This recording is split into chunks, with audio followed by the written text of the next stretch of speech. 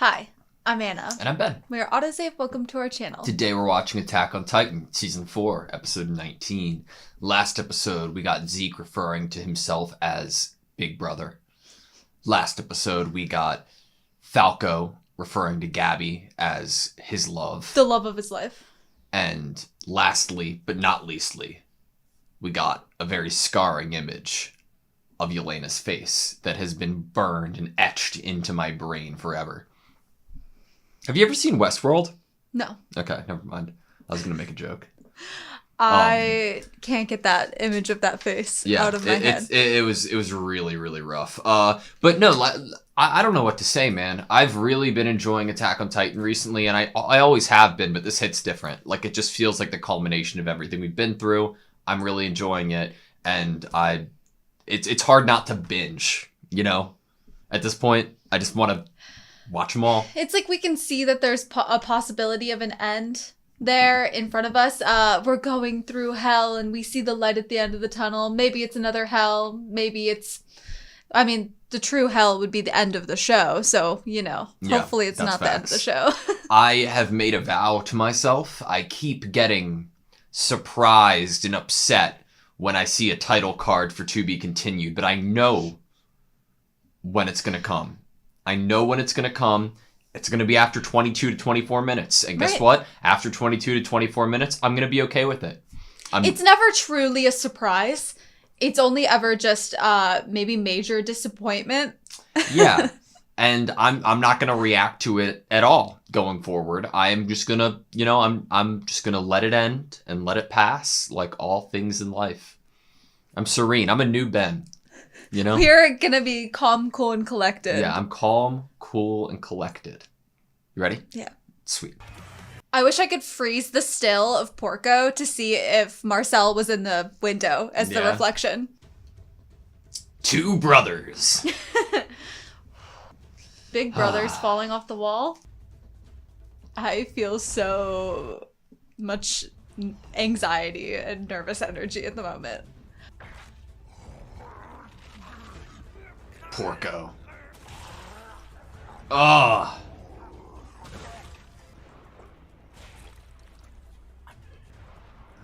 Oh! Oh, is he dead? Is he gonna die?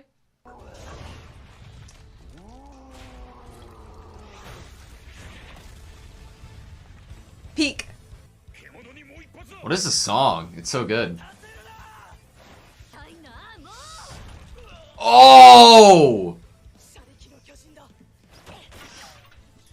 Armin versus Peek is kind of a battle I'd like to see.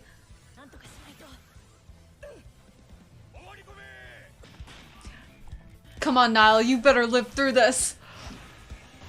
You have things to tell your kids. Did you see how his body looked?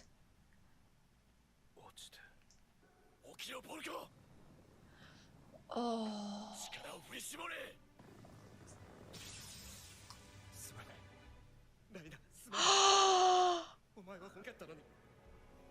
Did he like transfer that memory into Porco from Marcel? He like awoke in this memory.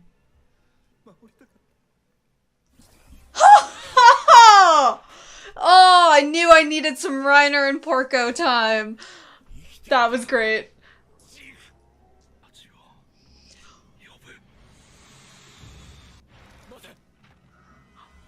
Eren doesn't want to turn everyone yet.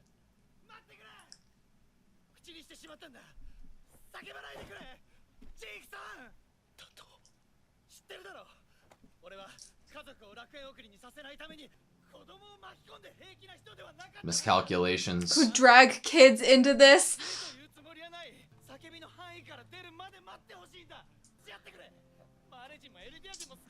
Cole.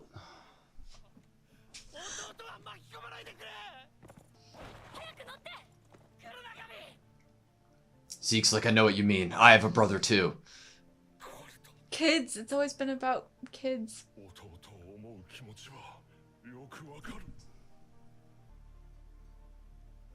There's so many brother dynamics happening. Marcel, Porco, Falco, Cole.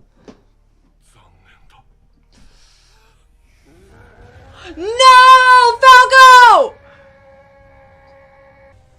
he's hugging him.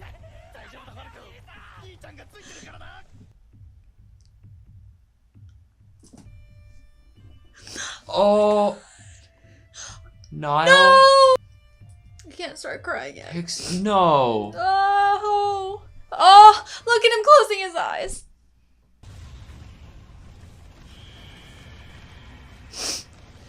No. No.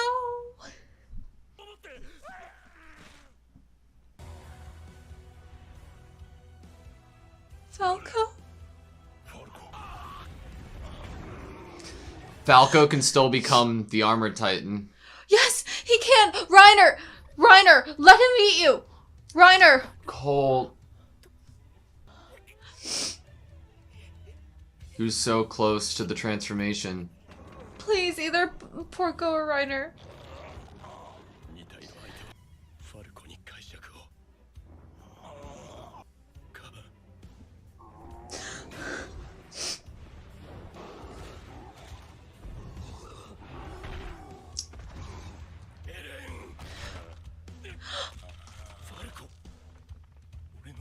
Is he gonna let it happen?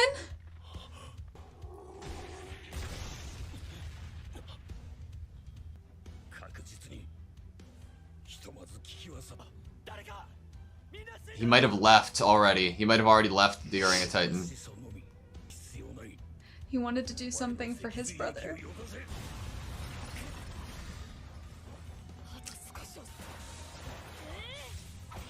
Whew! Oh! That was insane. Where is he though?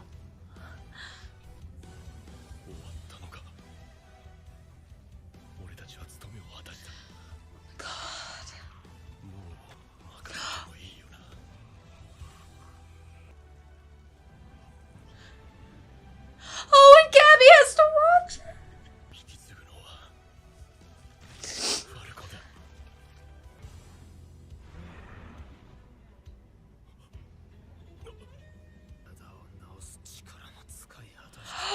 Porco sacrificing himself to Falco.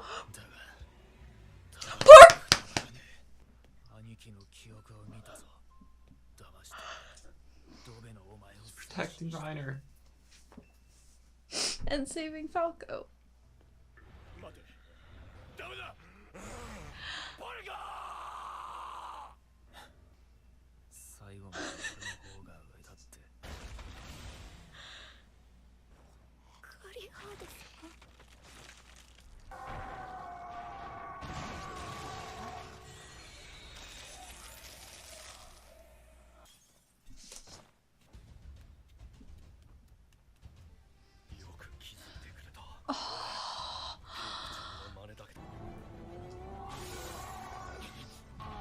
Come on, Mikasa.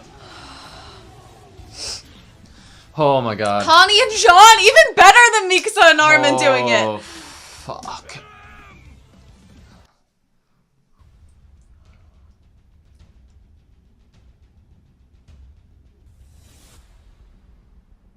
Oh, stop! Stills of where everyone's at?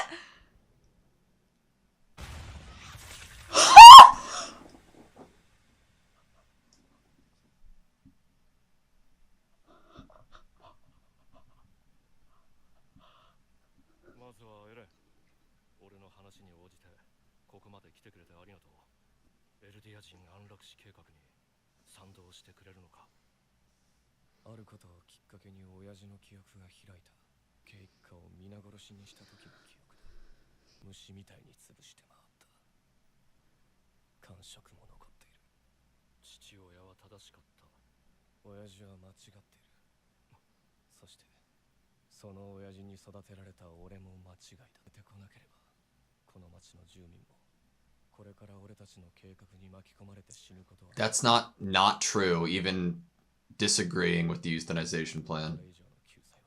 There's no greater salvation.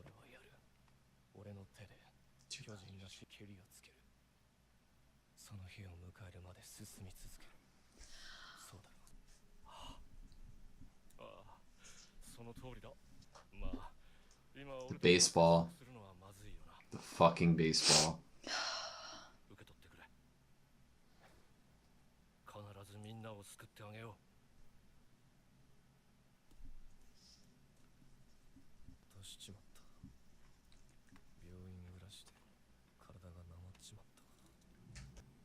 Uh-uh. Uh-uh. No.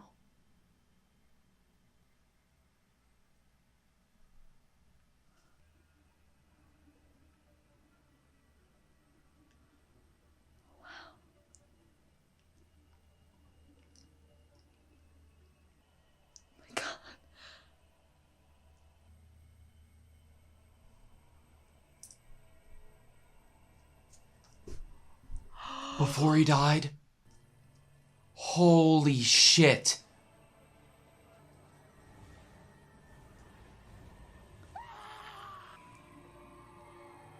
The key. It's like a clock. Everything in the past. Everything that's happened. Ymir.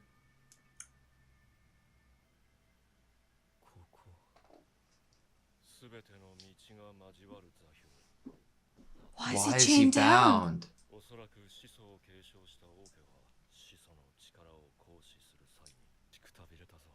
What? This is him from the future?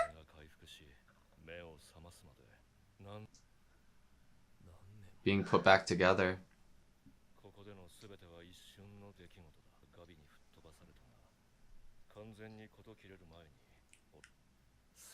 So he did die.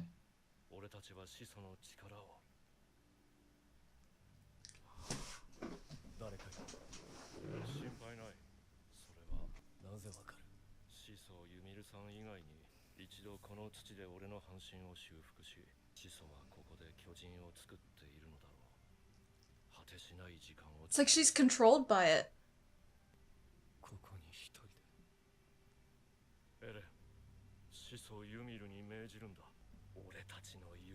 Oh my god. Or dream. I don't know if it's concern or making sure you can't do anything. Oh shit! Holy shit!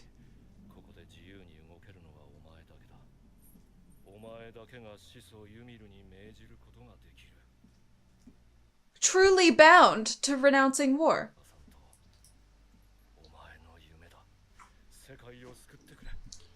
And your dream. But he's gonna drop the ball.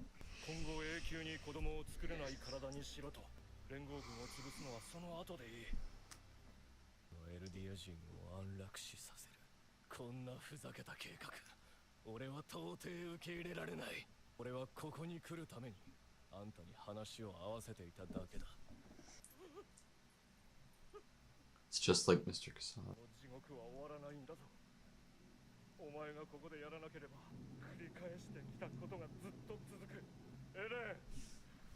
Look at his fingernails.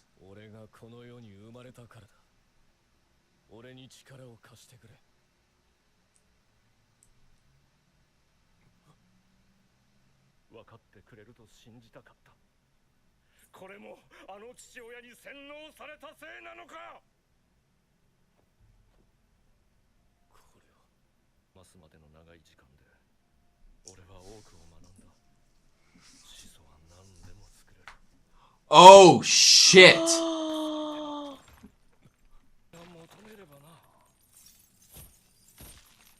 Oh, he played him to find out! Yeah.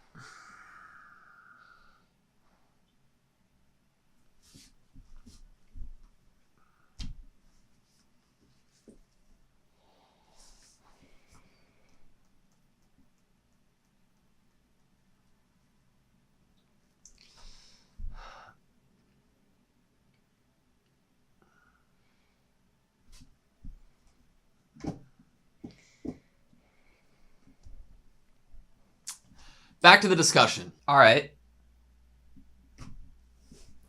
That was Attack on Titan, the best episode ever. I don't know. I feel really quiet. I feel like my brain is quiet too. The room's quiet. The cat is meowing outside the door, and that's the only thing that's not quiet to me. I don't know what to say, man. I feel like the only thing I can do is be silent. Wow. And this is the part where we talk. Yeah. 22 minutes, and give or take 22 minutes and 10 seconds. Mm-hmm. Then minus what, like a minute 30 for the intro. Mm-hmm. You have like 20 minutes and change. Just some pocket change. And I feel like the cat. I mean, it's like she was watching with us. I mean, she has a lot to say and we don't. At the moment. I think that I think it was perfect. It was truly perfect. Things happened that I hoped would happen. Things happened that I wasn't even sure would happen within the story, that it seemed like were supposed to happen, but I wasn't sure if they actually were going to. And I just feel very blessed to have watched that episode. I think it really, like, brought me into feeling tons of different emotions really strongly just in those 20 minutes and some change. At one point, I was going to start uncontrollably sobbing, and then they hit me with these emotions of, like, you're so sad, but you're also, like, really, I guess, almost, like, at peace with some of the things that are happening, like the idea of Falco possibly eating Reiner in this moment. Like, we can't be too, I guess, you can be sad about it, but it's, like, a different type of sad than, like, a horrible, I guess, death. Because in a way, it is what Reiner would want, and in a way, it is what was meant to happen a year later. You know, Falco or Gabby were going to be eating Reiner. Already, that was a plot point that was supposed to be happening, and the people with the Titan powers know that to be true, and Reiner wanted it to be Falco, and Reiner also wanted everything to be over. And so there was this weird sadness, but peacefulness I was feeling in that moment of just wanting to start uncontrollably crying. And then once Porco, you know, then my emotions were, like, so caught off guard. Like, wait, what? Oh my god, is that actually coming to fruition? You know, that whole Reiner-Porco connection. I was talking about it last episode, how I wondered if they were either going to be witness to something happening to each other to kind of end the circle or, finish off their kind of story. Yeah. Everything was so good. In each of the instances, Falco, Colt, Porco, Marcel, Reiner, and Aaron and Zeke, all of them have a brother trying to do what's right and to do right by their brother. Mm-hmm. And I think that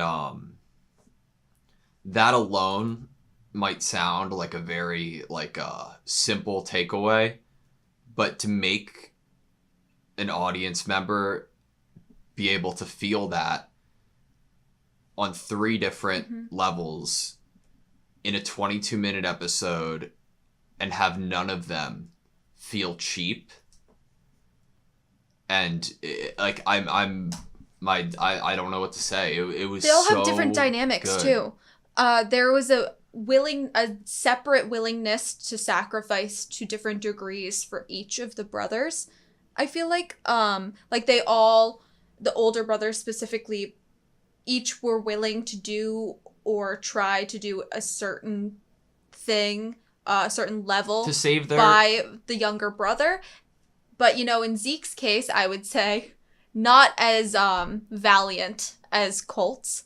Hugging his brother, knowing that he's going to die as his brother turns into a Titan. Like, saying, kill all of us, just let my brother run away. You know, that is a different level to what Zeke's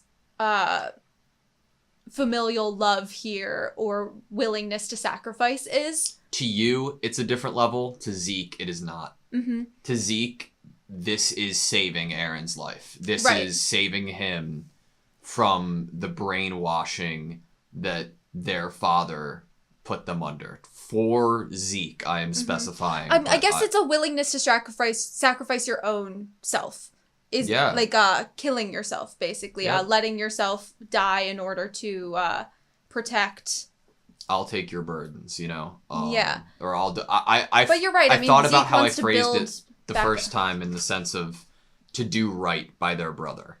Because I think that might encompass all three. Yeah, I was just trying to talk about if there were different kind of levels of how much of a personal sacrifice you're willing to make in order to protect your brother. I have a lot to say about a lot of different things in this episode. Want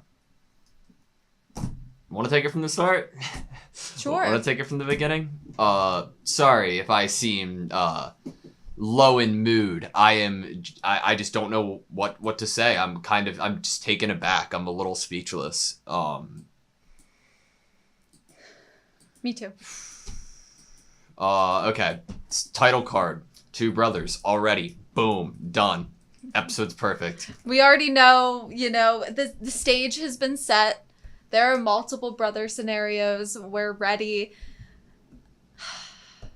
Do you think that Zeke would have gone through with what he does at the end of the episode if he didn't hear Aaron say wait for him screaming? He reacts. Does he? I believe Zeke reacted to Aaron not immediately being like, yeah, do it, you know? I believe there was a visual, almost something, an upset, maybe even. Okay, it's time to summon the Titans.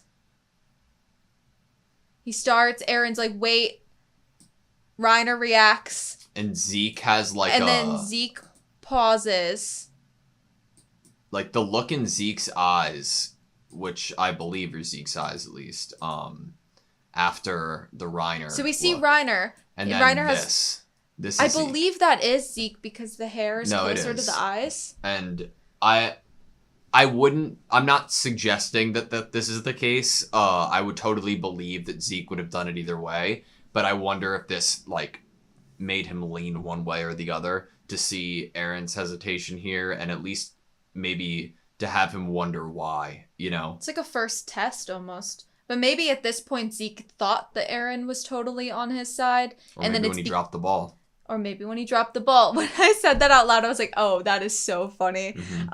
I totally want to talk about the baseball and what it like symbolizes for the show when we get there.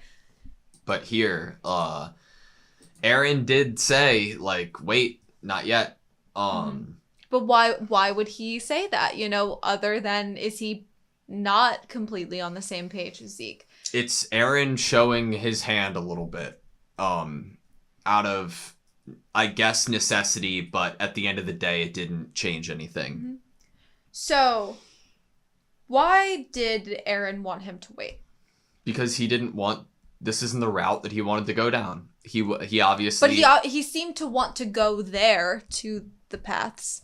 And maybe eventually he thought he might have control once he got there, right? Possibly at the very end. You're gambling. You don't know. Neither of you have enough information to truly know before it happens. It's a gamble. But in this situation, I think all you have is a gamble. Mm-hmm. And I think that Aaron, in his ideal world, would have met up with Zeke and...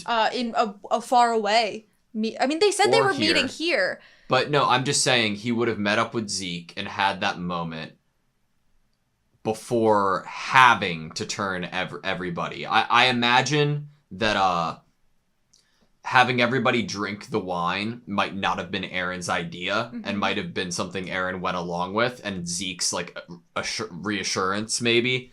Almost like I have to keep, like, at this point, Aaron kind of has to be on my side because I hold this giant playing card of, like, people he might want to survive. Part of me wonders if Aaron could somehow, using the, like, I don't know, if Aaron could tell just by seeing Armin and Mikasa when they met at the table that they like he was doing that to see if they had drank the wine yet. Yeah, did he sit down with them and have a conversation with them in order to find that out? I don't know. That'd be interesting. Yeah. But I imagine that, you know, Aaron, of course, didn't want to risk all of these people or have all of these people turn into Titans. And he ideally didn't think that it would come to actually using it to get that. Mm-hmm. And I don't know what he thought it would come to, though. I think that it still shows potentially a little that humanity that we hoped and thought Aaron hadn't lost, you know. And I just wonder what he was hoping for, or in his mind what his plan completely was. Well, like, he did plan to go along with Zeke, but at what point was he going to diverge when he says, no, wait here? Was this definitely wasn't a part of his plan that at this very moment the wine would be used? Was he just hoping they wouldn't have to use the wine? And then now they do, especially because of the sneak attack from Marley. I'm just wondering how far Aaron had originally planned to go and what he was hoping would be the end. Yeah. I imagine he would have gone anywhere but turning everybody into Titans, because that seemingly was where he had something to say. I mean, think about how gross that is. What? Maybe he would have done it, but he might have at least tried to convince Zeke first otherwise, like he did. I'm trying to just still understand what the intention behind him saying wait was fully, because he might have, even at the end of the day, ended up going through with it after like a first attempt at wait, just to not give himself fully away, but I don't think that we would truly know that. This was truly a knee-jerk response.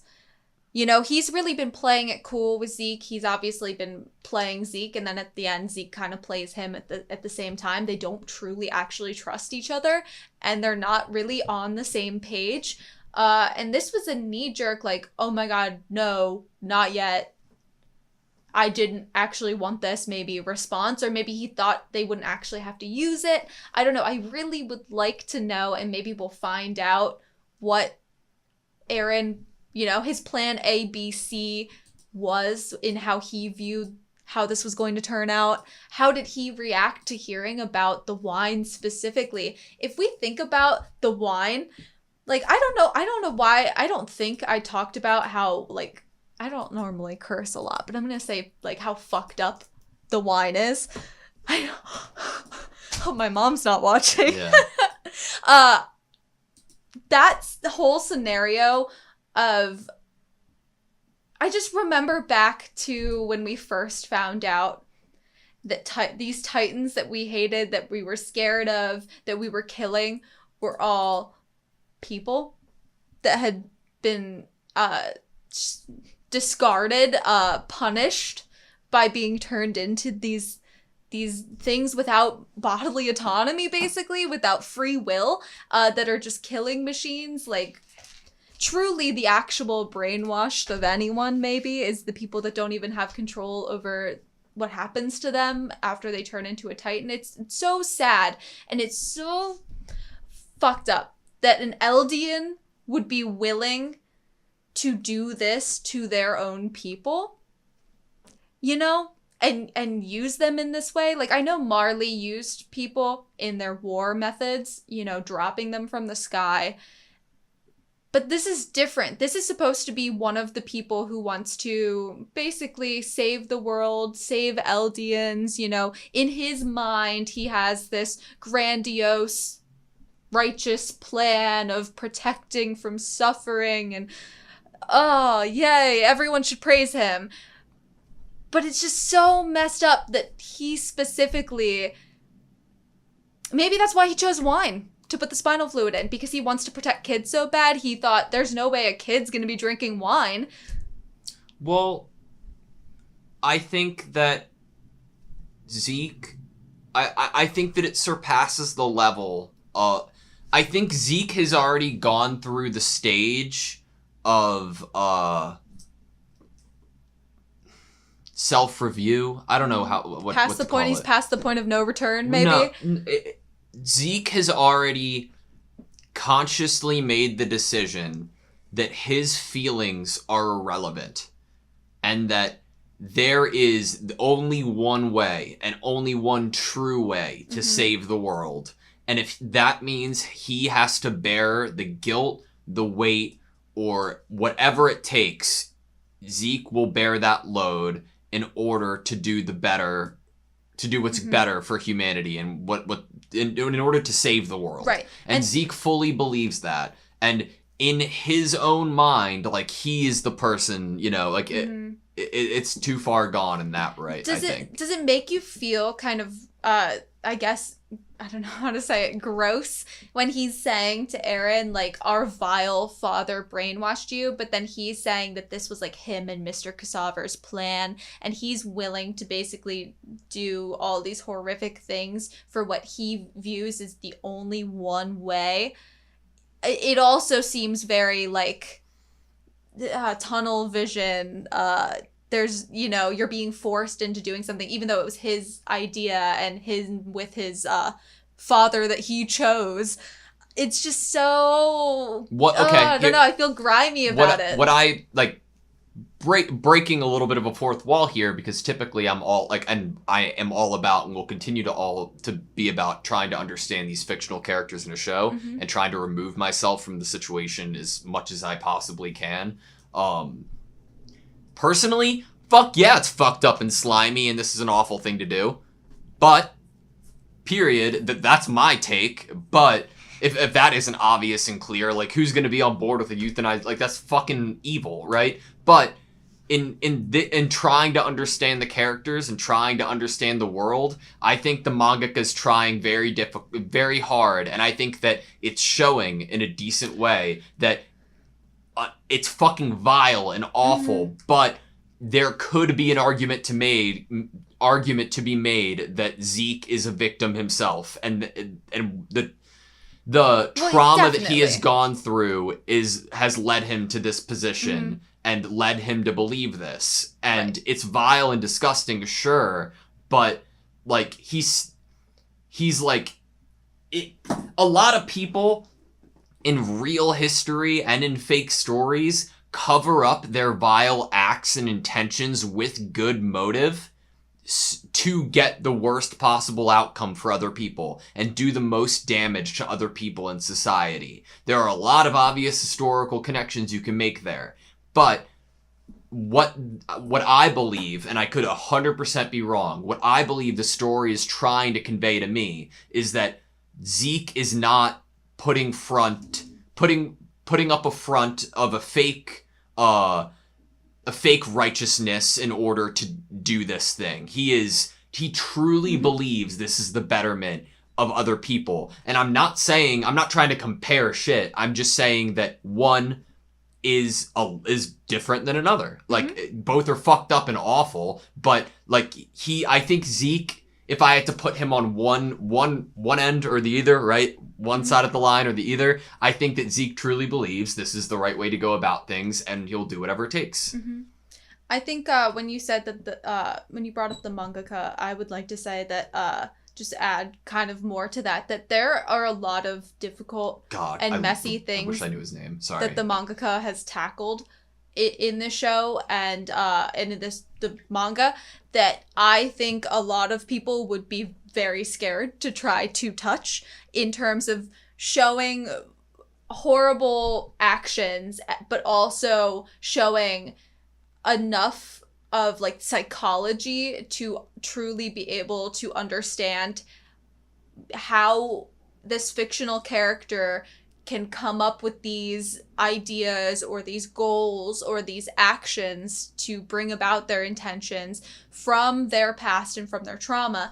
And also, I think one of the things that has been done really well is the different traumas of all of the different characters, and they all respond to it in ways that are very personal to them, and their minds, and how willing to be open to new ideas, I guess, how kind of devastated and hardcore and like, you know, everything's hell they get, some of them. You know, I love how each character kind of comes with their own, you know, self, and all that comes with it, all of the baggage and all everything, and that is finely tuned. You know, the future for them and their feelings are so finely tuned to how that character would respond to said trauma, and you shouldn't really like compare all of the trauma. Yeah. So I'd love to go off something you said, because it's really true and really real. Like the idea of the mangaka, insert name here, I would love to know his name, but Anne and I obviously try not to do our best to avoid everything, right? But him tackling something or attempting to tackle something that most people would stay very, very far away from, with good reason. And I want to talk about that for a second, because if the mangaka, this is going to sound so stupid, and sorry ahead of time, but if the mangaka is going to put forth the amount of effort they did to tell a very, very amazing, compelling, real story and try to tackle a subject matter as serious as that, I'm at least going to put in a little effort to try to address the situation, and that's what I'm trying to do right here. I think that in a way the mangaka pulls like an Uno reverse because of how well he handles it. Because what is everybody thinking when Attack on Titan season 3 ends and season 4 begins? It's Godwin's law, right? Every argument, everything that you do, and like in terms of philosophy, Godwin's law, it's all going to lead back to Hitler. That's like that's a legitimate like law, quote unquote, that every argument would lead back to Hitler, and I think that he has obviously drawn very specific similarities to that we have not gone into detail about, because like it's like you alluded to, it's very difficult. Like I'm a fucking like I'm a 25-year-old white dude who's very privileged, and I will never know what it's like to be an Eldian in this world, just like I will never know what it's like to be any other group that's ever been harassed and hurt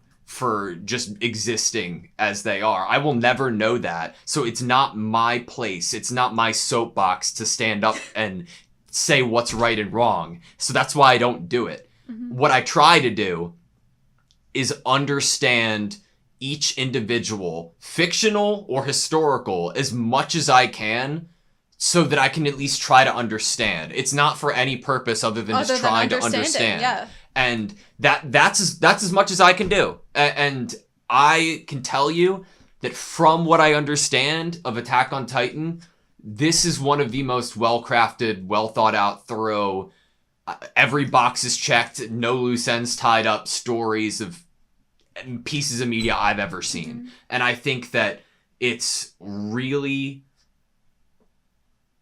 admirable, I think, to write a story and address subject matters, but still leave an audience feeling like, oh my god, I'm watching an anime right now. Mm-hmm. And it's amazing, and everything's great about it. It's such a masterpiece what the show is. It is a masterclass in so many things, a masterclass in character writing. For us to be able to truly feel like we can theorize or guess how a character might feel or think or an action they might do later on is all thanks to the groundwork that has been built, the specific memories, actions, dialogue, trauma, whatever we've seen or heard from those characters in the past is informing us. And to feel like I could confidently just sit here for fun and theorize what I think Aaron is thinking is all because I have things to bounce off of. I have evidence and dialogue and psychology and all these different things to use in this fun mixing pot to come up with what I think a true person who maybe experienced those things would feel or think or do in this world.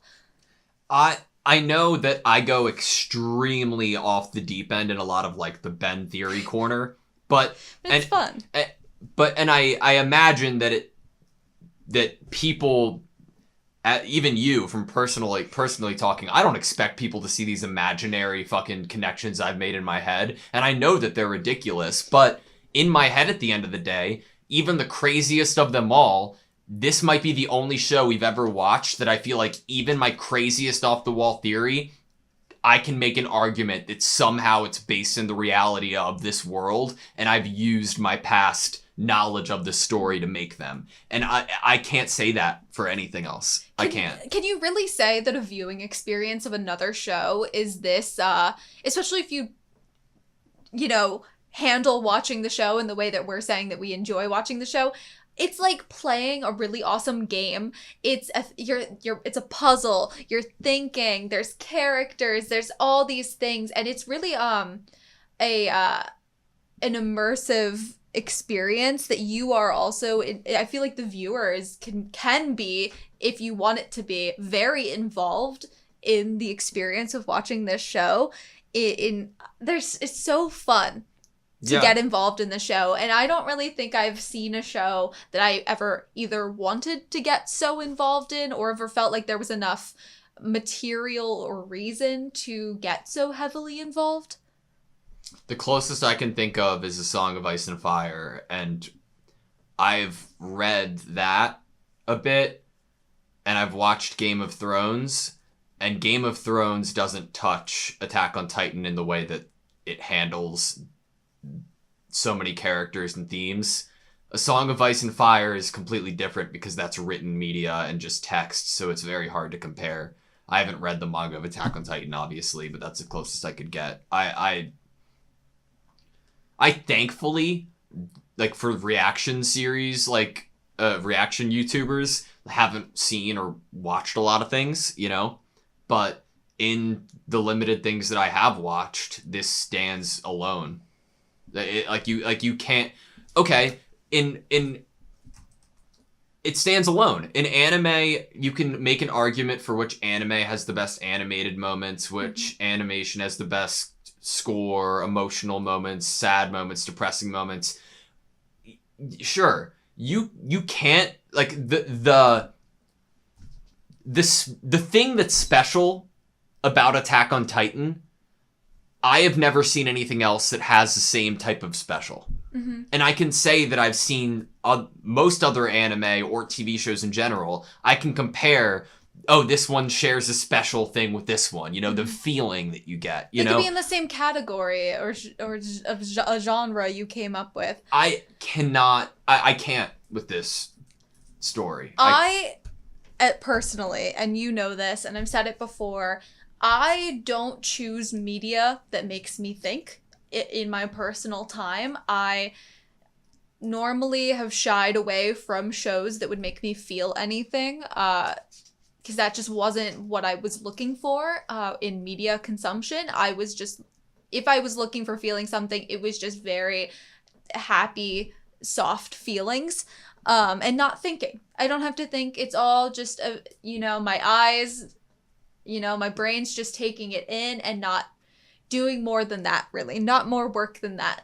And this show made me want to start trying to actually think more about the things that I'm watching in a way that is appreciative of the creator of those things. Um, I always say, like, I always look at a painting and I give it the time and thought that I believe it is deserved by the amount of work and thought that went But into I creating think it. that's because you paint. And that's because I paint. But I always shied away from giving that same love and attention to anime or shows, which really, when I think about it in the way that I think about Attack on Titan, I'm like, wow, people like really kind of put and bear their souls in the things that they create, and they try really hard. I mean, some people probably don't try hard, and you know, maybe that's a testament to how good their thing is or whatever, but this is really good, and there's a lot of thought that goes into it, and there's a lot that I feel it justifiably that I need to appreciate it, and I need it to sink in, and I need to try my due diligence, you know, try my best to understand it and take it all in, experience it. Yeah, and a lot of times it's a challenge, especially right after we watch it. You know, we've toyed around and tried the idea of like, okay, let's take like a night and try to digest what we just talked about and then discuss it. But I think the most fun reactions and like what we tend to do is always like immediately the second after, like, all right, back to the discussion. Okay, that was episode. And you know, there are pros and cons each way of going about doing it that way. And one of the cons obviously being the lack of preparation. Preparation, yeah. But I think that the lack of preparation breeds a lot of good discourse and discussion for Genuine. us individually too. Because I think that when we think together out loud, we click a little more than when we think separately and come back here. Sorry, the point that I was going to make and trying to make is that we try to put a lot of thought into what we say, even if it's the second before we say it, because it's like live, like to us at this point. But this show deserves it the most because you feel the care and the passion. It's almost like somebody who sculpts miniatures, you know, like it's sculpts and paints miniatures, and they don't post the picture of the one miniature on Instagram or on Reddit. They post a full city or world or country of like a spread out picture. It's like to give another example, it's like Minecraft. Like you'll see like, oh, here's a picture, here's something somebody made in Minecraft, and it just looks like a picture of like a real life picture of a country, but then once you zoom in, you see how like hyper detailed it is. That's what this story is. Like it shows you a little bit to get you interested, and then when you least expect it, it gives you it flexes. It shows you what it can do. I love to sound smart, I guess. And so when we just kind of, you know, go right into our discussions, sometimes I'm like, oh, but I want to be able to like, you know, really, you know, sound really awesome. But then I have to remind myself that aren't my like genuine true emotions and reactions to this show and the things that I am so super excited about and first think of right after I watch it, aren't those the things that show the true appreciation of the material in the moment of, you know, we are in the moment watching it, and an in the moment discussion truly fits. And if I don't get to sound as cool as I want to sound, I am just glad that I am able to try to, I guess, authentically put how I feel about it forward, at least. When we first started AutoSave, we got a comment on one of our like first vlogs or something asking about, this is back when before we started Attack on Titan and we were reading comments, but asking about like what autosave meant and stuff like that, why we picked autosave. And coming from somebody who, before we did reactions, I watched reactions of Blind Wave and a couple other channels of my old favorite shows like Naruto or My Hero Academia, you know, Hunter x Hunter. And I think a lot of it is because when I when I watched insert your favorite iconic moment from an anime here for the first time, there will never be anything that can come close to me feeling the way that I did the first time that I watched it. And I will always live my life wishing that there was something I could do to specifically reset a memory of a show so that I could watch it again for the first time. And once we're able to react to it for the first time, sure, but I think that talking about your feelings about something right afterwards is the closest, at least like the next step for me in maybe one day revisiting how I actually felt when I finished watching that show, when I finished watching that moment. I don't know if you feel this after we get done, but there's like a massive like relief as if we just went through a venting session. There's all of this like emotion and thought and excitement that we pack into trying to talk to each other about the show after. And it never feels like we do enough. And it never, and you know, we might walk away from this room and be like, oh, we didn't talk about Falco and Gabby enough last episode. Yes. I was pretty upset at myself for that. I was like, come on, that's of course, I love. Why would I not spend so much time on Falco's confession? But we are just so in the moment here, like with each other. We're so in the moment that we just went on like a 30-minute tangent rather than going, you know, chronologically through the episode. And that's totally okay. I'm cool with that. I don't know if other people are. I'm cool with it for now. But maybe to get back into it. Yeah, we should do that. We're about like 4 minutes in the episode. But this is around the time that Reiner needed Porco to get up. And Reiner reached for Porco and asking him to find the strength. And on the touch Reiner's hand meeting Porco's hair, Porco is given the memories of Marcel, who previously held the Cart Titan before Ymir, and now the Jaw Titan. Sorry, my bad. The Jaw Titan, and I wonder, do you think that it's just another example of, obviously, in the moment, it's extremely stressful and emotional, but then the 2 points of Armored Titan and Jaw Titan connecting again would reawaken that shared space, those shared channels that every Titan is connected to, every person with the power of the Titans is connected to. And that is what awakens this memory from Marcel that Porco is now reliving. I can get on board with it by how I believe, like what I believe about really, really strong emotions that can be tied specifically to memories. Especially when we have such topics as trauma in this show, the power of memories. I mean, it fits so well that it changes who you are. It does, and for that to be all of the emotions and all of the power of these memories to be able to create this connection and transference of memories, it feels really easy to me, like for me to like, you know, believe it and follow it. And for that to happen in that moment, I was like, oh, that so good. And I didn't know what was going to come of it once we saw that memory transfer. I was like, is this just something that Porco needs to see before Reiner dies, and we're getting kind of a bookend to their frenemy ship? Or is this something else? And obviously it was. It, I think, created an action that I don't know if Porco would have done without getting and receiving these memories. Porco is like Jean a little bit.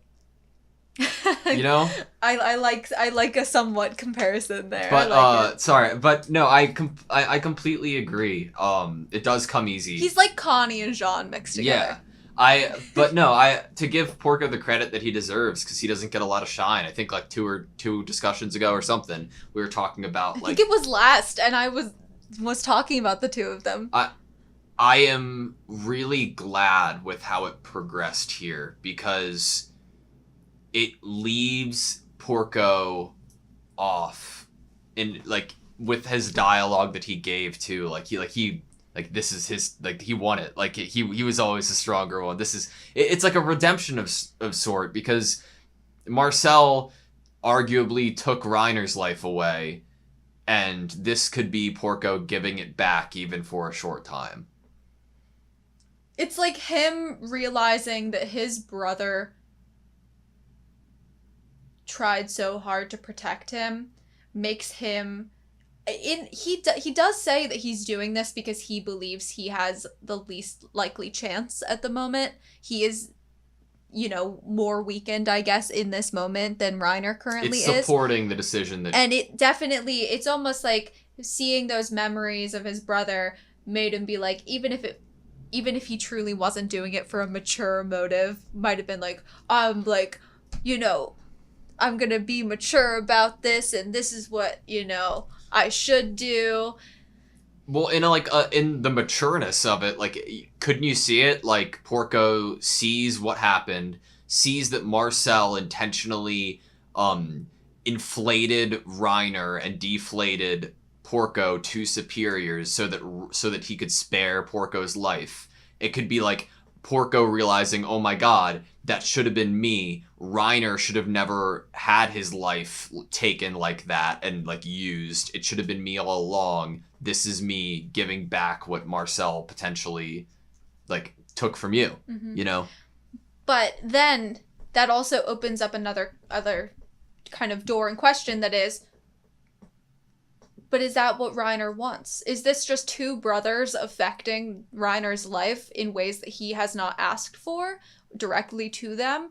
Are they both making choices that are affecting him, without his control in this situation? Because Reiner, right before Porco made his decision, was like, I wanted it to go to Falco. He was gonna die in like a couple years, hoping to be to Falco. It was very specific though, because my takeaway is that Reiner wants to feel like he can rest and then rest.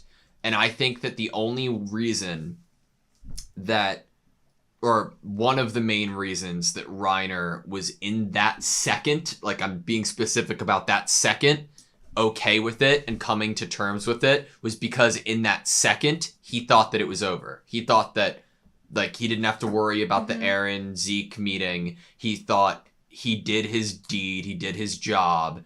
There was nothing to worry about going forward. So now his time is up, And there's another player in this scenario, and that is Gabby watching this.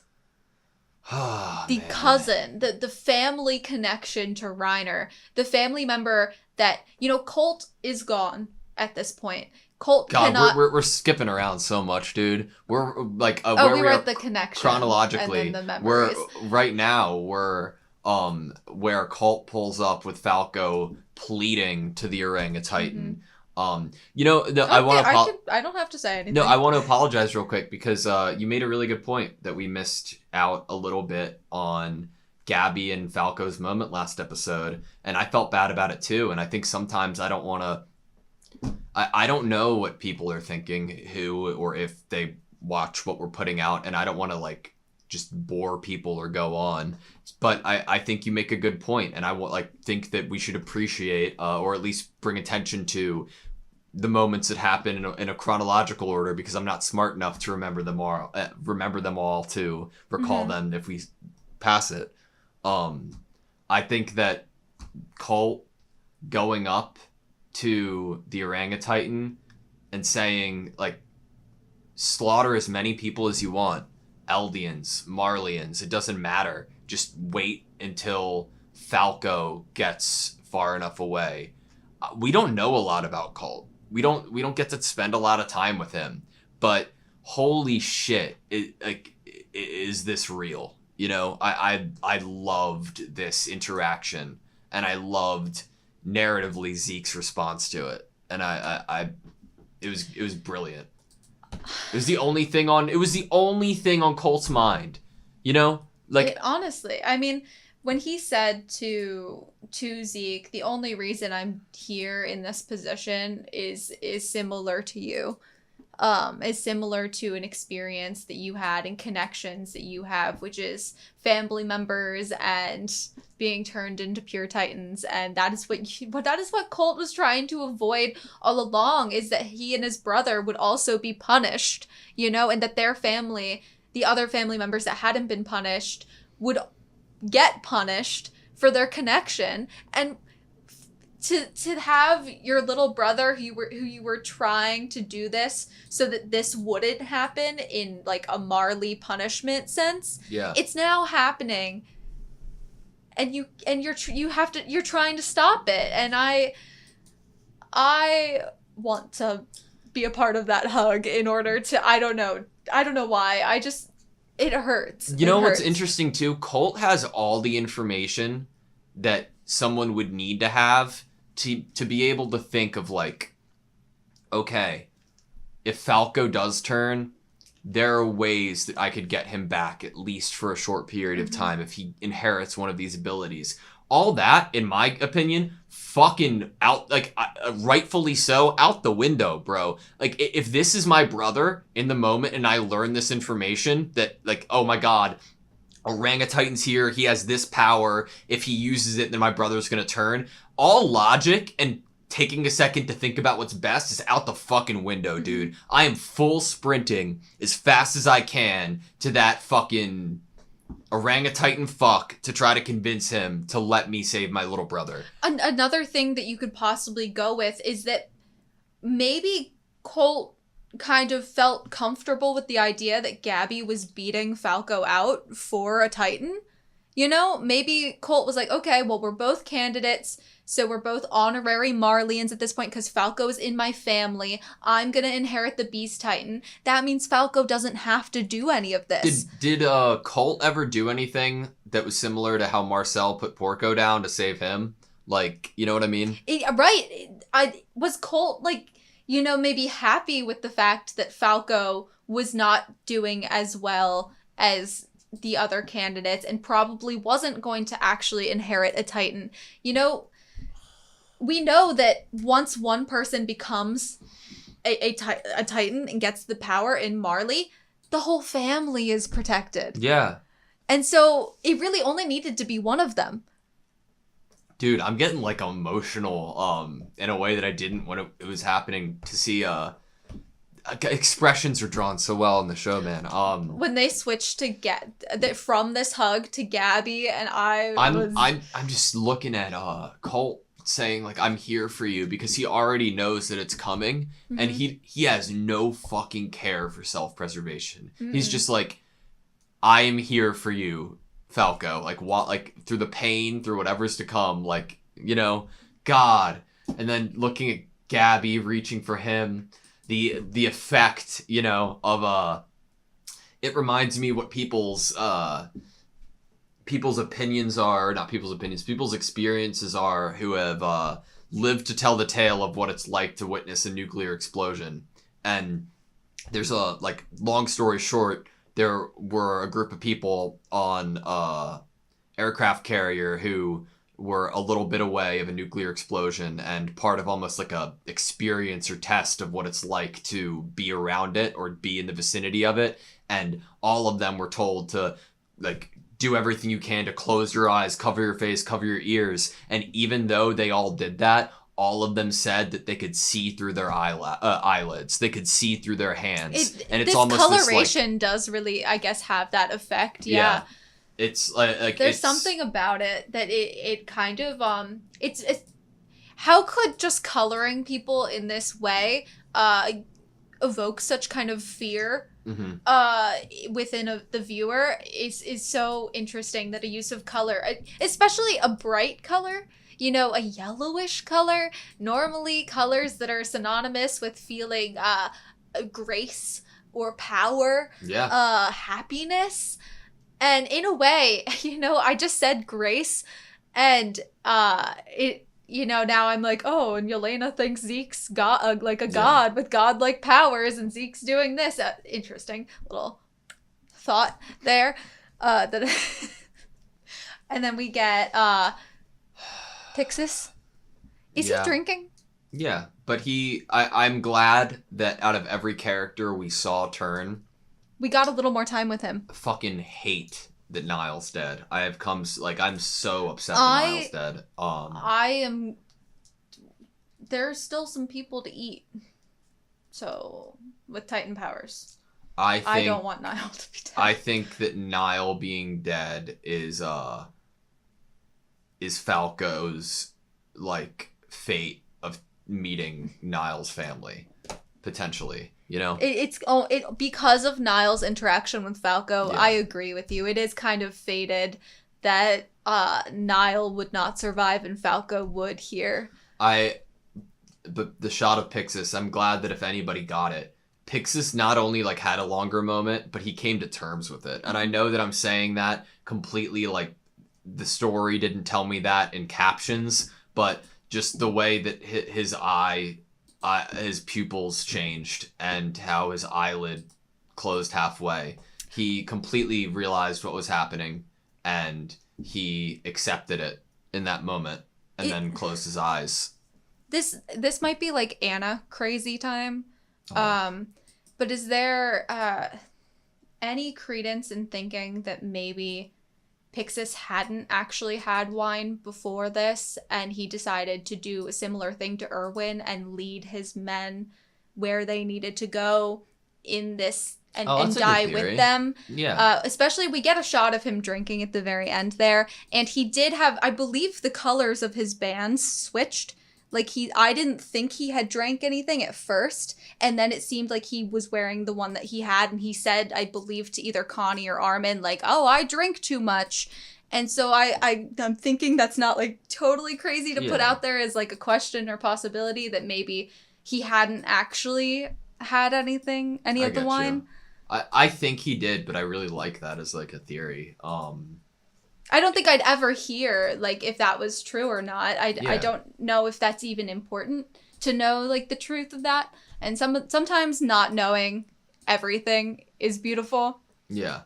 Especially when I want to know everything. To feel at peace with not knowing everything is a very nice experience to feel. Yeah. After that, we get to where... Yeah, Falco is trying to eat Reiner. Out of his Gabby nape. is looking.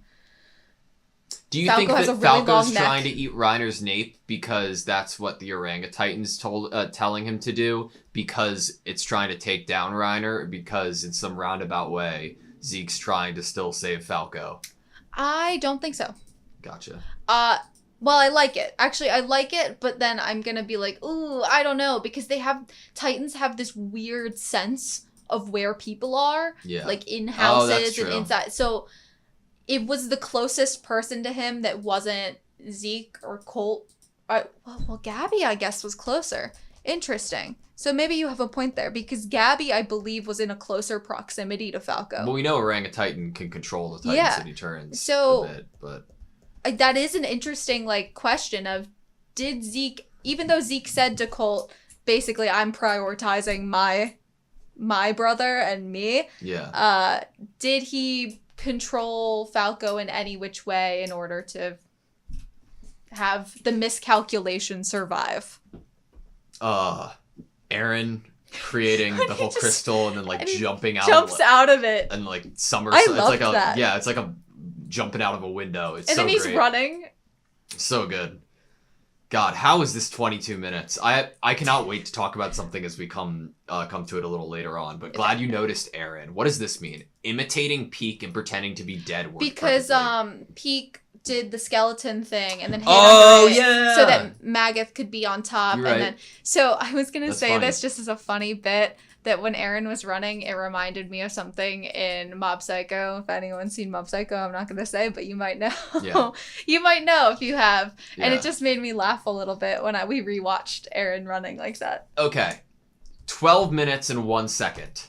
That is when we Gabby. first are behind Gabby, holding up the rifle and seeing Aaron in the distance. This is the moment that I first felt like some fucking lunatic built the entirety of this episode in Unreal Engine in 3-dimensional space And for the rest of the episode, he was just dropping cameras down in this 3-dimensional space and letting us see his work. This angle should not have existed. It's not the swivel, man. Yeah. The fucking swivel. God damn it. Dude, the stills. It's so good. And the slow-mo that was involved in this episode too was like snapshots from the manga. There was something so amazing and great about that. I think this might be like one of the only times ever in any type of fiction or like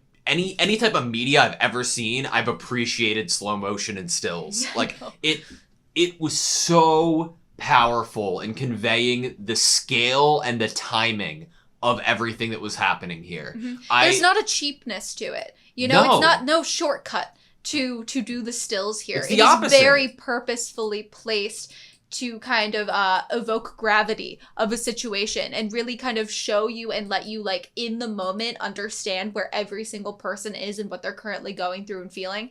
And it worked. It worked really well. It worked so fucking well. It was, honest to God, like, I couldn't take my eyes off, you know? I mean, just like the shot you have on the screen right now. Yeah, fucking Aaron's Hey, editor, can't take your eyes off. Yeah. Holy shit, Aaron got beheaded. I don't know what else to say, you know? That was... Did you ever expect that that was gonna happen? No, I just see, like... No, I thought Zeke was gonna... Out of the two brothers, I was like, if one of them is gonna have a horrifying injury or death in that way, it was not gonna be... I was like, Aaron is gonna just keep walking, you know, through his hell and survive. All I can imagine is Zeke being like, no head, and then breaking a skateboard. You know what I mean? Like, that's all I can imagine. Oh, that's funny. But no, I truthfully, this was one of the moments that I was like, okay, I'm not going to be able to talk for like 10 minutes, like after we finish this episode. Mm-hmm. Like, what the fuck does this mean? What does this mean for the story?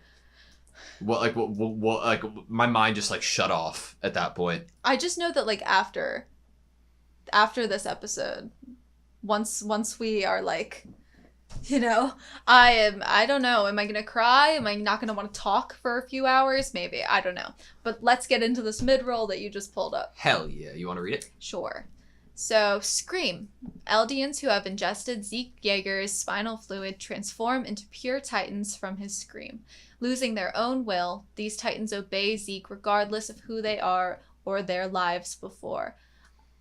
So, in that mid-roll, we get the language of obeying Zeke, which could further that he had indeed control over Falco in Falco's actions. Of course, if Zeke did have control over Falco, he would not have him eat Gabby, the other miscalculation. So, he wants the kids to survive and not suffer. But, you know, everyone has an inner child, and I think you should protect all of them. We got, right after the mid-roll, the flashback to what we partially saw in Season 4, Episode 15 of Zeke and Aaron's meeting. Oh, yeah. And I would love to know what exactly we got here right next to what we got last time and see where they cut it. And like, because I think it was right in the middle of the throw. It was right before, it was, I don't even think we thought it was a throw. I thought it was just like a handing over of the baseball. No, we saw the toss. But I in no way thought it was like gonna be where Aaron was gonna not just be like, oh, cool. And, exactly. Like, hold it. Which is like amazing and great. But it also like led us to a reaction of Zeke, you know? Like Zeke definitely made a face when Aaron didn't catch it. It's like, yeah, like you said earlier, the first sign to Zeke that he couldn't fully 100% put his trust into Aaron having the same goals in mind as him. That their hearts weren't necessarily in the same place. Okay, I need to write this down so I remember it. I'm writing down key so that we can bring that back up later. Fuck yeah, we are. I don't want to forget anything that is like absolutely that I want to talk about. Why do you think Eren dropped it? Oh, I think it was purposeful. You think he isn't just feeling a little sluggish or has never played catch before? There's some statement he's making with how he looks back at Zeke here after picking There's it no up. shot. He's not that stupid unless this is like a 70 chess move and we don't like. And at the end of the episode, they're faking us out again, and it's like a fucking triple agent kind of scenario. Because like the way that they portrayed Eren this episode, he wouldn't make like that obvious of a, you know, like hint to his true allegiance by doing this here. Well, I guess it'd only be if you thought someone was suspicious of you that this would be an obvious choice to do. So are we possibly getting that Eren didn't think Zeke would be suspicious with him after he says the thing about his father raising him to be a certain way and him realizing his father was wrong? Maybe he thought that was just like the icing on the cake. He had sold his story with those words, and that there wouldn't be any more suspicion of him after that. Yeah. It's possible. He really did say the right thing in that moment to Zeke, but then the dropping of the ball was just planted there. And where Eren missed the catch, Zeke made it. Right? Yeah. Mm-hmm. You don't want to look at Eren's head? Okay, I wanted to go through Bro. after the touch happened, which we were like, handshake, fist bump, brother hug, like, what's it gonna be? So the first thing is, I believe, his memory from the first episode looking at Mikasa carrying wood. That is, I believe, from episode 1. I could be wrong. Which gives me weird vibes, but... And then it's the like blink. A blink. And then it's Reiner. Reiner for the first time. And then So do you think that this is... What do you think this is? Do you think this is the sharing of each other's memories? It's like a mix of all that Eren has stored up in him. He has memories from Frida and he has memories from Grisha, and all of these are within him. And I wonder if we get anything from the Tiber family, you know? Her.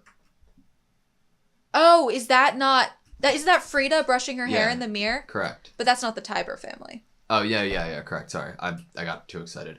Yes, but it is Frida. Yes, so I'm wondering if there's anything from the Tiber family in here for the Warhammer Titan. Maybe.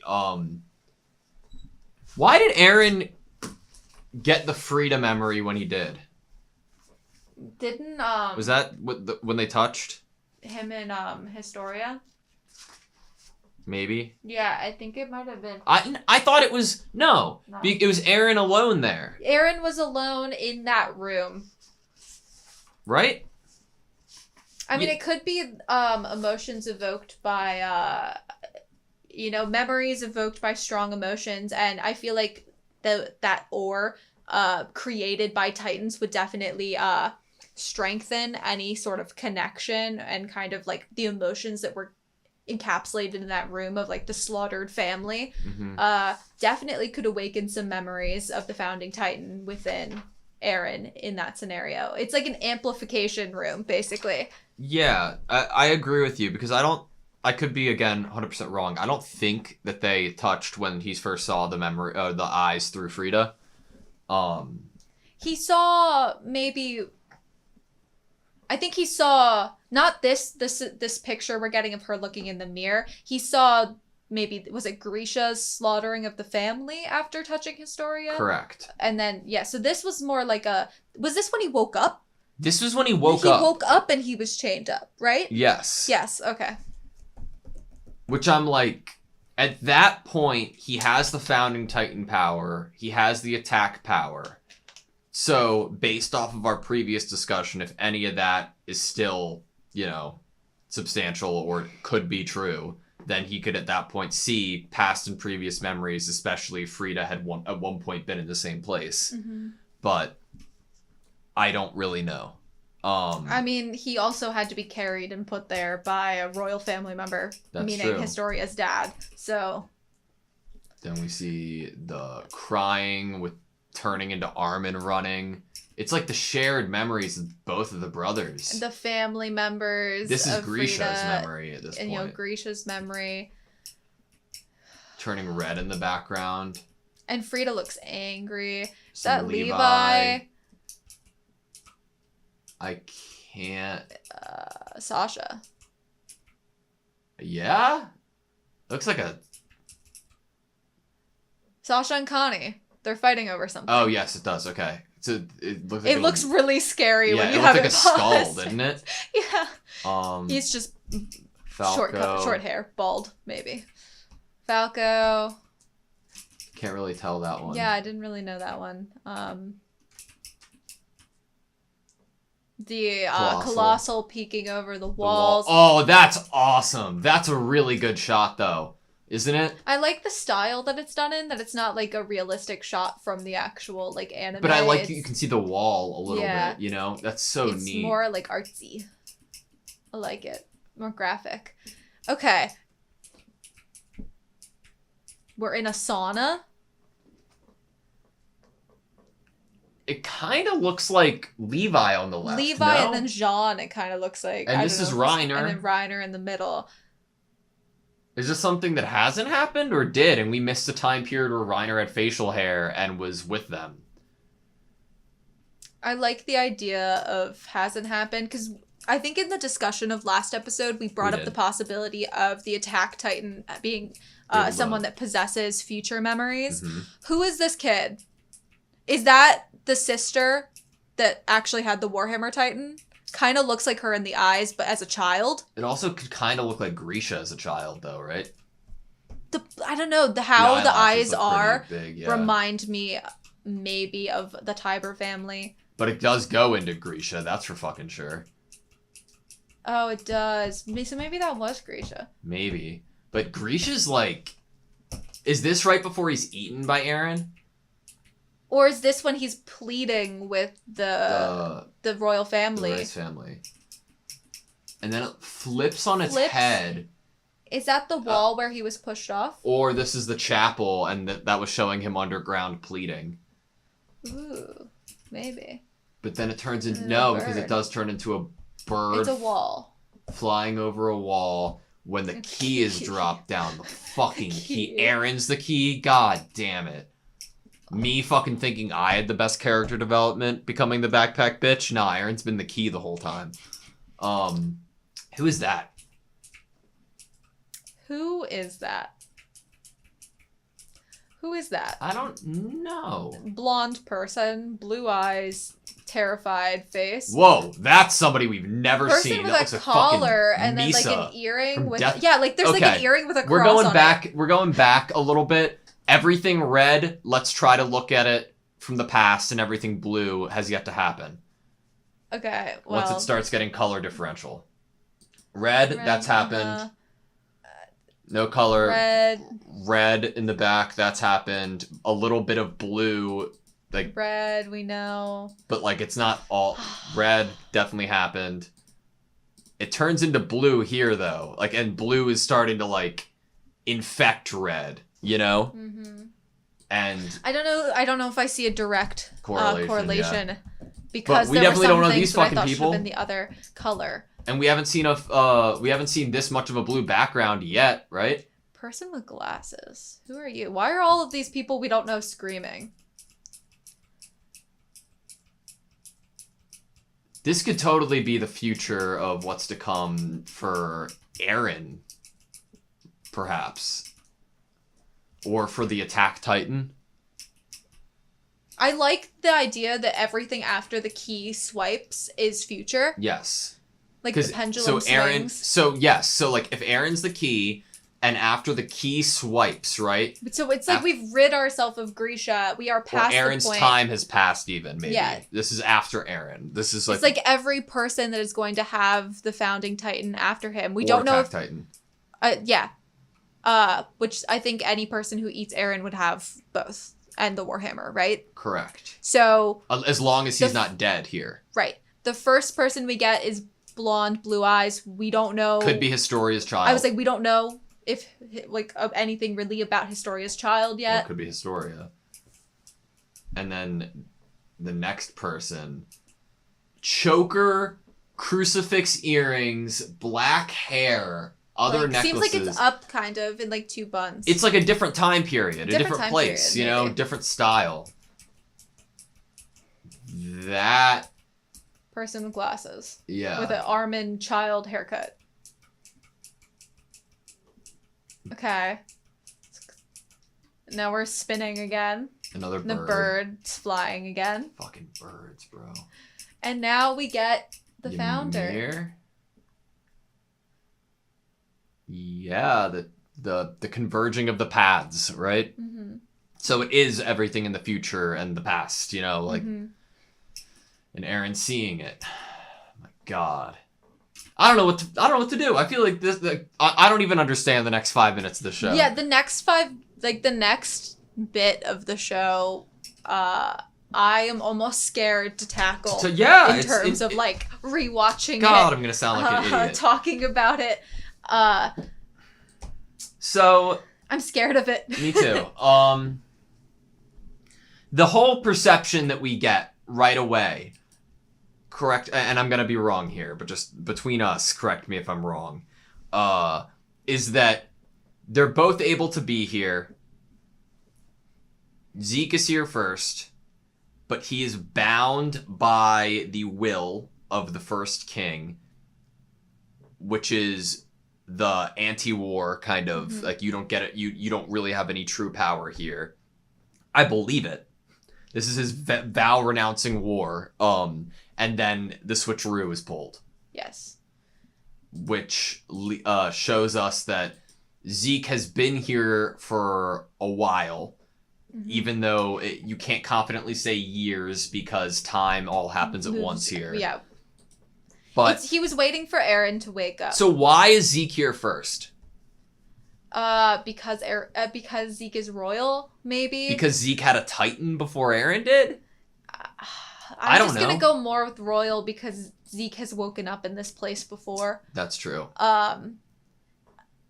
We can't truly know anything about how actually tied to the paths the royals are, other than what we will learn from them, and we didn't get to learn anything from the Reese family. So Zeke really is the only one that we can truly like learn of how their experience would be different from the other Eldians that can get a Titan power. Maybe it took Aaron longer to spawn because he had like internal rejuvenation to go through before he was able to manifest here because his head was just blown off, you know? And you know, Zeke also, we got that vision of him being rebuilt. Maybe he was prioritized in the rebuilding process. Yeah. The putting back together process. Maybe a chopped off head is just, you know, a little bit trickier At to one mend. time, she rebuilt my body with this earth and brought me back to life. I imagine this is where she makes Titans, expending untold years whenever we seek the power of the Titans. I feel very bad for the founder Ymir. What is expending untold years whenever we it's like whenever She's a servant to this. whenever individuals on Earth want, or whatever this planet is called, want to utilize any type of power of the Titan, she has to get to work and is like, it's like her, I don't know, it's like her like contract almost. Interesting seeing it in this show with what we have previously from conversations between like Aaron and Armin of like not wanting to be a slave to someone, not wanting to be livestock, and the founder Ymir is basically a slave to this realm that is all of the connections and all of the paths to for eternity follow the wishes of the person with royal blood and what they act for and ask for. Mm-hmm. You know what this is? You know what Zeke's doing right now? Mm. When I was little, my older brother would let me come up to his room and play Nintendo 64, but the controller was unplugged the entire time. That's what Zeke's doing. He's just totally playing him. He's like, oh, Aaron, no, you're playing. You're in charge right now. You have power. He's he's made Eren think all this time that Eren is this powerful player in this scenario and much needed by Zeke. Wow, you are controlling the main character of Jet Force Gemini? Nope, it's me the whole time, bitch. That's what my older brother did to me. God. Aww. I have issues. Good acting job by Zeke. I know, like, he really is making Eren believe that Eren is the true holder of the power here. And it's both like a slap, you know, like, haha, like, rug ripped from under you. You don't actually have any true power here because you aren't royal. And also a test, a final test, if you will, to see if Eren is still brainwashed.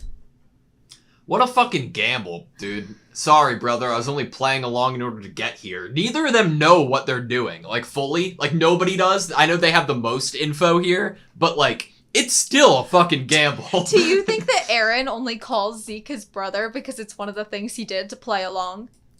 I don't want to think that. That's too messed up for me. You don't Zeke's just use acting those words. after that, though. Like, he's crumbling, and it was so convincing. I honestly thought, I felt bad for him. I felt really bad for Zeke, obviously, to some extent. You know, I don't want his plan to go through, but I feel bad for the suffering that he's had to go through, and I want him to have love, like familial love, and to feel safe, and a safety where he wouldn't feel like he has to go and be the one that's in his mind stops everyone suffering, that he can just exist with this family member he just found exists. That's what I would want for him. I have a question for you. Is, in a roundabout way, would Zeke be ending Ymir's suffering? Like the original Ymir? Like this Because Ymir wouldn't have to work anymore to whatever we ask of her. Or is Zeke wrong, and would this be killing Ymir? You know, and like ending her cycle of life? Because but would Ymir want that? You know, we don't know what Ymir did truly, or who gave Ymir this power truly, and what intentions Ymir had to either using it or receiving it or anything. We don't know anything because all Ymir is right now is a slave to this cycle that's true feelings and true emotions, what she wants, her will, is not active here. The fucking, because I was born into this world. Oh, have we even gotten there yet? Are you skipping it just happened. Okay. Because we were born, like, I'm trying to look back at what I have, because it reminds me of the whole line of, like, the only truth is that there is no truth. Yes, but what did Eren say earlier on in this episode? There's no greater salvation than never being born. Mm-hmm. But then he said, and then Zeke says, then why are you doing this? Which almost feels like, but you said this to me at one point, so why are you doing this now? It does not compute, it does not fit with you previously saying that, you know, no greater salvation than never being born. And why? Because he was born. He can't undo the fact that he was born. And I'm like, that's his call to action. His call to action is because he was born. God damn. You know what I'm thinking? Like, if there is, like, just touching for 10 seconds, if there is a way that Eren has already thought this through and is still one step ahead of Zeke, I would totally think back to Season 3, Episode 9 of Eren saying, humanity has an ace up its sleeve. Like, him being the ace. But I was born into this world. Founder Ymir, lend me your power. Ymir's eyes are, like, glazed over and just walks right past Eren. Unbelievable. It was very upsetting when that happened.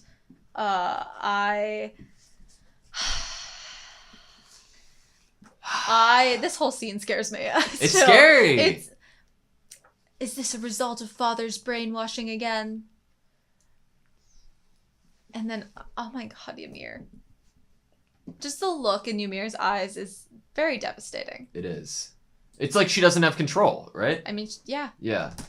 At least that's what we're told by the person that I don't think we can fully trust. In the time what reason it does he have to took lie at for this you point? to wake up, I learned many things. We don't know how long it How? was. How do you learn things? Do you command Ymir to speak to you and tell you things? Maybe the founder can make anything. Even these earthen chains. That's a very specific term. He was like, I wonder how I should first appear to my brother when he gets here. Oh, Ymir, can you make this? Can you make a jail cell? Can you make that? Ooh, maybe if I do chains, it'll seem like more... Well, no, that is a great point, because what was the first attempt? Like, Ymir, put chains around me, and it's like these like 7-dimensional chains that Zeke can't even comprehend, and they're from like a different planet or a different dimension, and he's like, no, not these chains. Earthen chains. Yeah, Aaron's not gonna get it. Earthen chains. So they have to be from Earth. They have to be chains from Earth. Like, at this specific time. Yeah, it's like a monkey's time period, this era of chain.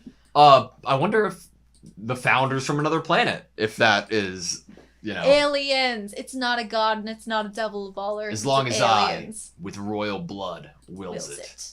God, it crumbles and turns into sand. Unlike the king of the walls, I'm here without being tainted by the first king's ideals. It's true. Well... In the mind-numbing time I spent with the founder. Question. I managed to nullify the vow. We're not saying more. What's up? Was Zeke... Okay. And I could totally... Obviously, there's, like, easier answers than this. Mm-hmm. Zeke being not tethered by this renouncing war, the ideals of the king. Zeke was not directly in that line of the royal family that was on the island. Nor did he have the founding Titan's power. Right, but I just wanted to talk about, like, bloodline. Yeah. So, could it possibly be an element to talk about that maybe, Zeke was unconnected from the bloodline when this vow was made? That it was for the king and all of his children, and the passing down of the founding Titan and the passing down of this ideal.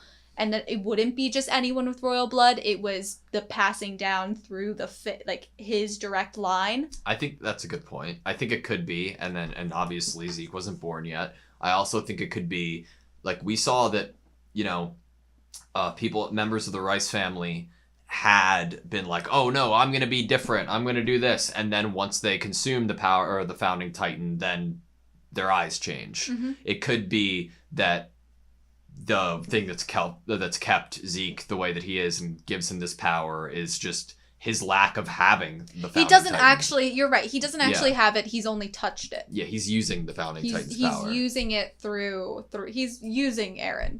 But if he's managed to nullify the vow renouncing war, and it's completely nullified, then if that vow is nullified, then that means any person with the founding Titan power and royal blood can now cause war. Mm-hmm.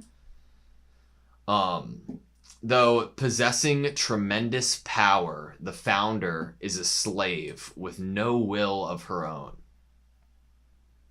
And creates these titans with no will of their own. Why is the founder a slave?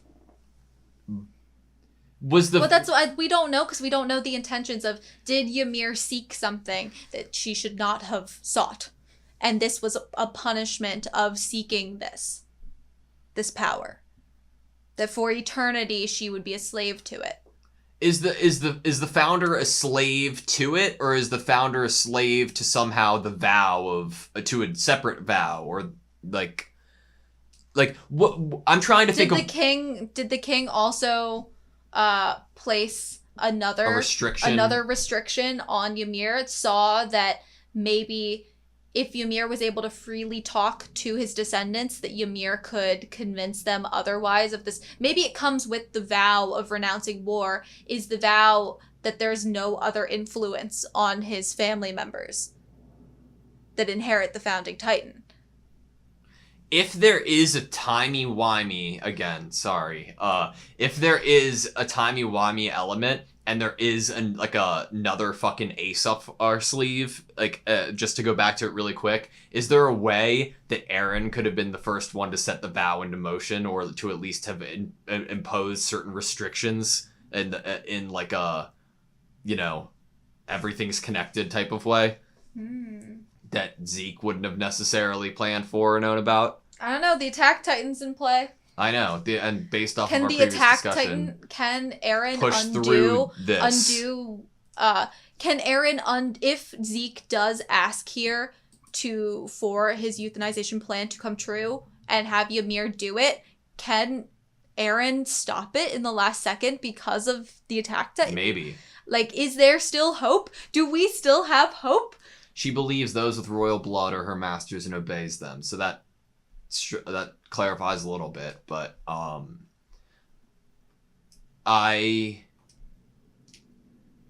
wonder if that means... I wonder how that means Ymir would act around just Aaron. Like, what would her disposition be? Would she be able to actually talk and have her own will heard at that point? Would she be able to use her powers at that point? I do love the idea that maybe her believing the royal blood or her masters and obeying them could have been forced upon her as something that a holder of the founding Titan chose to force upon her. You are no more than a key, Aaron. What exactly does Casaver say to Zeke when he's older? He says there's a key and then there's a lock, right? Yeah. Who does he say is the key when he is referencing? He says that there needs to be someone who can be the key. He doesn't have anybody specifically in mind. He's talking broadly that there needs to be somebody Zeke finds, or somebody who... That's the whole purpose that I had of that episode's fucking crazy bedtime theory of thinking that somehow Aaron's the person who was controlling Mr. Casaver to implant the idea that Zeke needs to find somebody who would inevitably be Aaron. God. That was the whole reason that I thought that in the first place, because it's like, oh, it's the perfect thing, it's like it's scripted,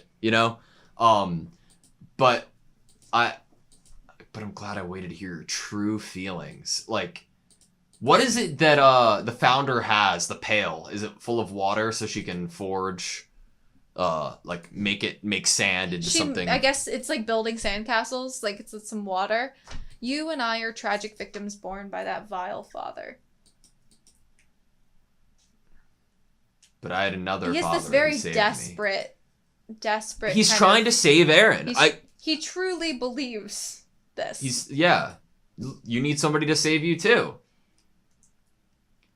I will never abandon you. I'll fix you with the founder's power. I thought that if I ever read those words, I would feel a lot better, that I'll never abandon you. You would think when a character says that you'd feel like, wow, like love, like familial love, platonic love, whatever love. It's love, there. Yeah. It's total care. It's what Colt did to Falco in this episode. And it did not feel good when I heard it. Yeah. In this scene, and I'm like, how could you give me a phrase that should feel good and make me feel so wrong about it? Yeah. So I think that we're getting close to the end of the episode. There's two ways to go forward. Mm-hmm. Aaron lost here is one of them, right? Okay, yeah. When I save the world, it'll be with you. Zeke will put forth his will. We will have the world become a place where Eldians can no longer give birth, and the rumbling will then potentially happen. And at that point, I don't really know what's next for the story. I don't know how you could reverse what Zeke did after it's done. Can you then wait until Zeke's time's up, or try to kill the orangutan, pass it on to Historia's child, and then go back and rearrange anatomy so that Eldians can once again give birth? Why couldn't it be undone? Why couldn't it be undone if you have the power to change anatomy? With royal blood? Why couldn't it be undone if Zeke is out of the picture after it? So I imagine that being a potential route to go down. Or that it does in fact happen. but then Aaron has to fix it. But there is obviously the element that Zeke is going to have. Or that's the end of the show. Zeke is going to have some amount of control of Aaron, possibly when they are out of this place that they're in, either in a true brainwashing, a true loss of free will from it. Are we going to see an Aaron that has truly lost his will? Yeah, I think is that even possible with the Attack Titan inside him? We don't know. How will everyone feel about that when they see him again? But I think that there's also a chance, smaller, very smaller, that Aaron still needs Zeke here, and he knows it somehow, and because of that, he has elaborately put this into motion so that Zeke goes forth with the four heads meeting, so then Aaron can impose his will. Then he's a really good actor. Yeah. I mean, his reactions to realizing that Zeke was playing him with the earthen chains and telling Aaron that he had the power in the situation, and then basically being like, gotcha. Well, look, Grisha did hold the Founding Titan's power at the same time he held the Attack Titan's power, right? Mm-hmm. We've only seen that with Aaron. We have a piece of dialogue of Aaron saying that he got a bit of Grisha's memories. There is a chance that Grisha knew something about all of this that even Zeke didn't know, and Aaron is using that information to do what he is doing. There's a chance, right? It's not a good chance, but there's a chance. And when I'm trying to think of where to go next, I don't know. I'm just trying to put anything together. When I save the world, it'll be with you. Then they were like, I don't know. One of the best episodes of any piece of anything ever. I'm stupid at this point. I can't even talk anymore. I feel so sleepy. Me too. My brain is like, okay, is it time to turn off a little bit? That was so good, and there were so many good things to talk about and think about, and I'm sure after I walk away from this microphone, mad. I will. Sorry, Levi, but I will have regrets. Yes. And that I didn't talk about, notice something. Like, maybe in the intro for next episode. Maybe. Hopefully we got it all in this discussion. We won't have to backtrack to anything from this episode before next. We'll talk about something on the way to work tomorrow. Or Maybe we'll figure something out. Yeah. All right. You good? Yeah. Thank you guys so much for watching this video with us. Please like, comment, and subscribe, and we hope to see you next time.